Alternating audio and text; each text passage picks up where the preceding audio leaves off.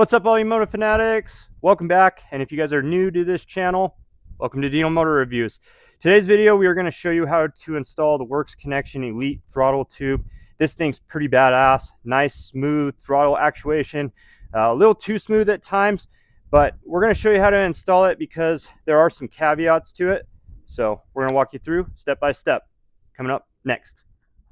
All right, boys and girls, so we are going to start off with lubing up the throttle cables. We're going to use this cable life. I'm going to pop it up here on the screen, and we're going to get this cool little tool with it. It helps get the lube down into the jacket of the throttle cables. Once you start seeing lube come out the bottom of the jacket, good to go. Move on to the other throttle cable if that applies to you. Little assembly lube, we're going to put that where the O-rings are going to rest on the inside of the handlebar. And Works Connection also recommends to cut the handlebar. I didn't have to do that.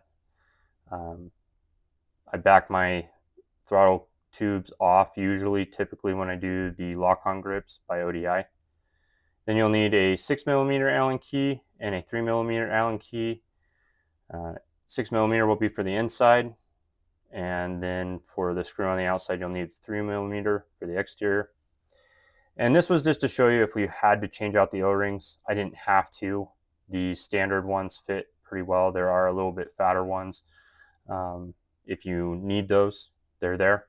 This is how you do it. I like to put a little assembly lube on the O-rings themselves. Makes them a little slippier, more slippery to get on, but take your time, get them in the groove, you'll be fine. With that, the screw, when you go to put it back on, get a 242 Loctite or equivalent, and it's going to be a blue medium hold Loctite. Works pretty good. You'll just put a little dab on the screw, put it back in. But I like to put a decent amount of assembly lube on there. That way everything's able to move nice and smooth, no binding. Once we get that on, we're going to tighten these up to where they're snug and a little eighth of turn. The nice thing about these T-handle Allens that I got at Harbor Freight, and they're the Pittsburgh brand, they flex a little bit more, so they don't actually strip out your screws or the heads, which is kind of nice.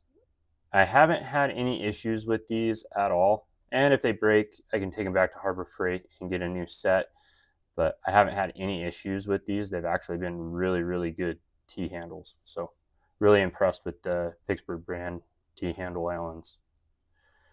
A little bit more assembly lube on the nylon ring that's on the inside of the throttle tube. Then we're going to slide this bad boy on and get the dog hair off. My dogs shed an immense amount, but we'll get that slid on. Once we get that done, I'm going to put some grease on the inside of the throttle housing and on the cam, just because it's a plastic cam going against a metal throttle housing. Just allows it to have minimal friction. And then I like to put a little bit of waterproof grease on the ends of the throttle cables. It just helps it stick when you put it into the cam, and it also keeps water from getting in there and rusting anything or damaging anything. But I like to apply a decent amount of grease to the cam cables and the throttle housing. Just allows for that throttle cable to move nice and smooth. You definitely want to make sure you don't pinch these as you're putting the throttle housing back together. That would not be good. Always want to check this stuff on a regular basis and replace these as much as needed, because this is what turns the bike, what gets it going. But yeah, once we get that all greased up, we're going to put that throttle housing back on. It's not too hard of a job.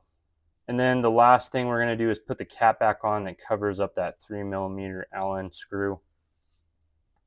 Not too hard of a job, but I felt like it was necessary to show you how to install the Elite throttle tube by Works Connection if you decide to go with this product.